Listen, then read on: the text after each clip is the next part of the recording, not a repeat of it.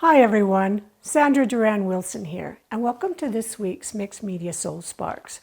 Every week I bring you different ideas to jumpstart your mixed media work, whatever that might be. And I always like to say, let your ideas kind of cross-pollinate, rather go from painting to sculpture to sewing to whatever it might be. And this week we're going to be looking at books. And I wanted give a shout out to my friend Ruth, who gave me the idea for using these books, these baby books. She was part of our Creative Soul courses where we made some books, and she shared with me the idea. So thanks, Ruth. And let me just show you what I have here today. So I went to the secondhand store the other day, and they have lots of these little kids' books. Here's a Dr. Seuss one that I hadn't actually read, so I had to sit down and read it. So I don't know if I'll be tearing this one up or not, but here's some other little ones. And they have, what you're looking for is they have these really thick cardboard pages. And I'm going to be showing you different ideas of what we can do with these. This is a little bigger one, and I already started cutting this out. So I'm just using a knife, a nice sharp blade, and I had just done a marker around it, and let's see if I can finish cutting this. You can also use, I've seen people use saws, like a hand saw, and you can cut different shapes, or even a what are those, like table saws or something? Not a table saw, but a, oh, I can't remember what it's called right now.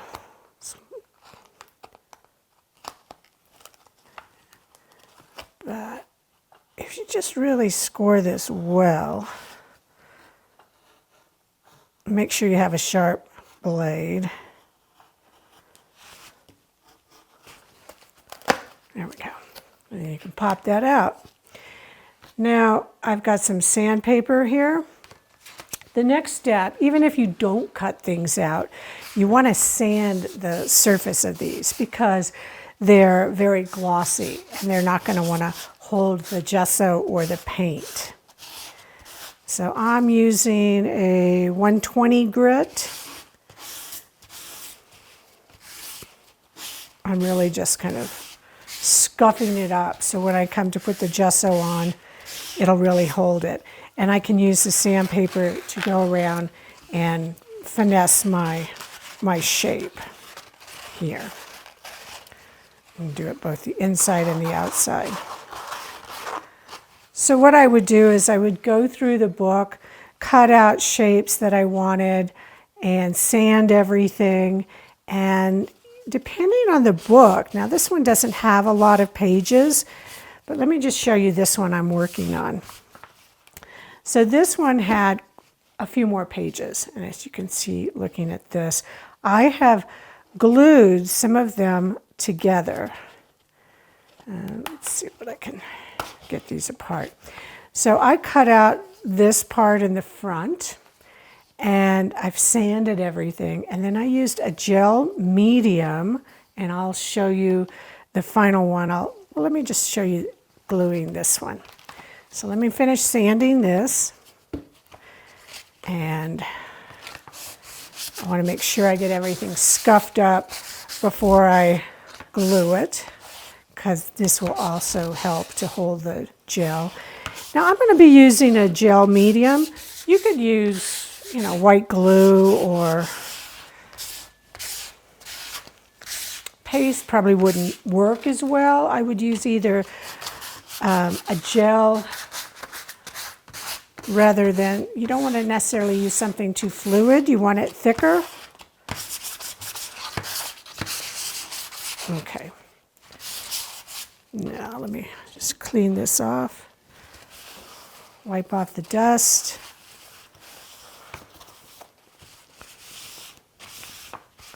Let me just fix this little part right here before I glue it.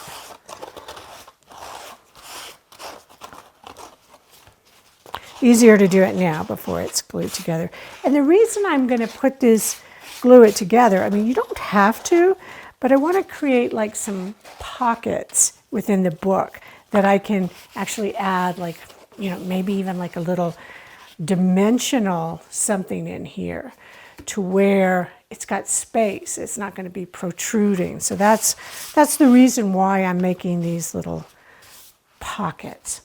So here I'm going to take it's a gel medium. They all have different names, but let me show you what I mean by the viscosity I'm looking for. It's like this. It's going to stay on the knife. And I'm going to take this and I'm going to put it on this part rather than putting it on there, because I don't need it on everything.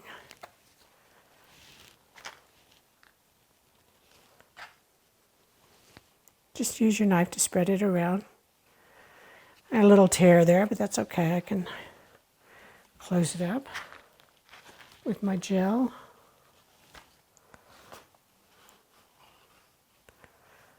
Now, once I get this spread around, I'm going to put this over to here, and I'm going to press it together. See, a lot of it comes out.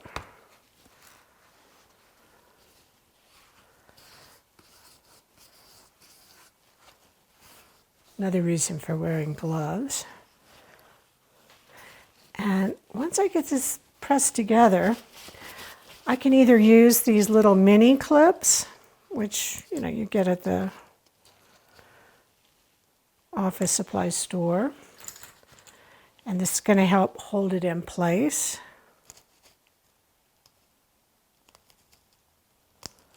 Oh, come on. Here we go. I'm kind of putting them at the edge so it's holding it there. And flip this over. But let's say you don't have any of those. You could just use a paper clip. It's a big paper clip. Even a little paper clip will work. So you just let that dry. You can let it dry overnight. Just check and make sure. And then once it's completely dry, you're going to come back and gesso it. And that's where I can just come in here. I got some gesso put out here. And it's probably going to take a couple of layers of gesso. This gesso is really thick. It's like the bottom of my bucket. So when you get gesso, you're not going to see it this thick.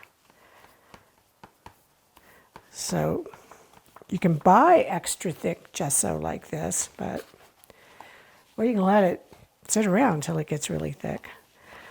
However, I think you're better off, especially with this type of kind of glossy paper, is to put on several thin layers. So this is going to take a while to work because you just kind of put it on and you have to let it dry. And then you can then flip it and go to the next page. So I'll show you these two, and then I'll show you the next book that I've already done that to. And one of the things I noticed that, the area here, after it dries and you bend it, it's going to crack a little, the gesso, so you might want to go back in with a little thinner application. Add a little water if yours is thick like mine, or put a little water on your brush. All right, so I let this dry and come back. Put the lid on this. And I want to show you this. So here's one that this had these little doors already in it. And I went in and I cut some of them out. You see them here. So I just took my knife and cut them out because, again, I wanted to have this indentation so I could put in something a little thicker, whether it's some beads or maybe even something with more collage, more depth to it. And I wouldn't have to worry about, even these, you can see, they don't fit together tight, but that's okay. I remember making my first book years ago, and it's like I made it out of corrugated tin. and hinged it together with all these found pieces. And I love making books. They are just so much fun to do. So let me just show you what I made on the front here. The front of this had some little raised areas, and I came back in and I accentuated that using this liquid glass, which has a very thick viscosity, and when it'll hold that bead-like structure. Here I used a stencil and some crackle paste. So let me just come back in here with a color. Let's get this off of I want a very, very thin, watered down application to go into those crackles. I'm just using some leftover paint here.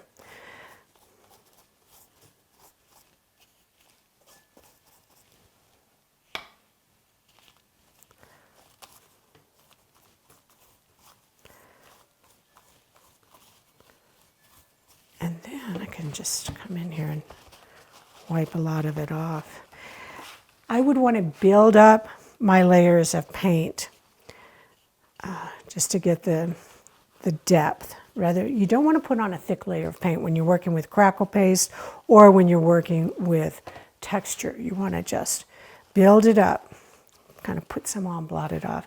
Now in my book here, okay, I used a black gesso in here, and I'm going to think of a theme for my book, and I think it's going to have some stars and planets and different things. So I'll come back in here and use the black paint or gesso to fill these in, and then maybe create some little collage pieces to put in there and secret things and all kinds of ideas. But you know, these cost me about $1 at the recycle store, and cheaper than buying the paper to make a book and having to cut it and bind it. So let me just show you, see if I got the paint off my hands.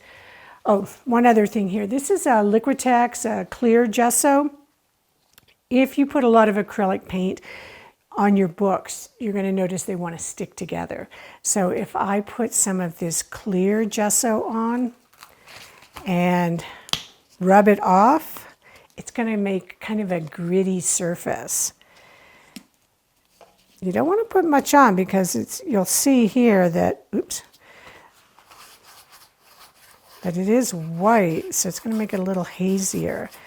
But if I just put it in there and then wipe most of it off, when it dries, it's going to have this gritty tooth, which will keep the pages from sticking together. If you can't find the clear gesso, you could also use a pastel ground and dilute it a little bit and do the same thing, but put it on and then wipe the majority of it off. Okay, so I want to show you this other book, and this is how you can get these ideas of what to put inside your books. So you see this little opening here. Now this is made using a cradled panel and paper. And if you like the ideas in this book, I do have one of the Creative Soul courses that you can take to show you how to make this book. And it's a double-sided book, so we cover transfers, we cover all kinds of things. There's an envelope. Here we go. There's some little envelopes in here that you make, and you can keep your secrets in there. And then back here, this page, this is kind of like the same idea, the flaps, as you can then open this little flap and see what's inside there. So these are the ideas of cutting those openings in the little kids' books to create something like this.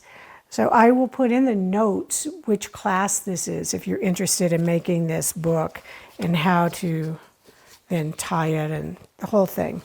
But in the meantime, go see if you can find some of these little kids' books and make some of these. And I'll get one of them partially finished or finished and put that at the end of the video.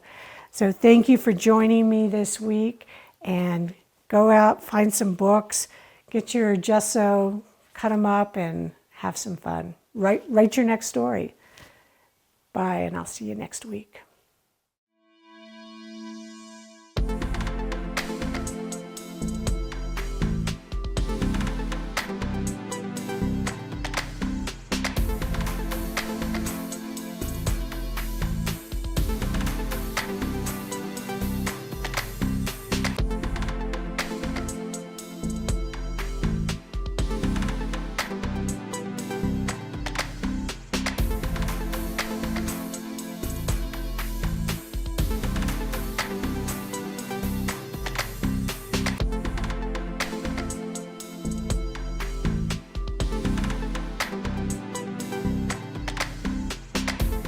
Join the Creative Awakening Community on Facebook, where you'll be able to post your art, connect with other creatives around the world, and ask questions.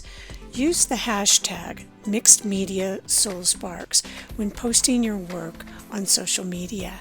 Thanks for joining me, and I'll see you next week.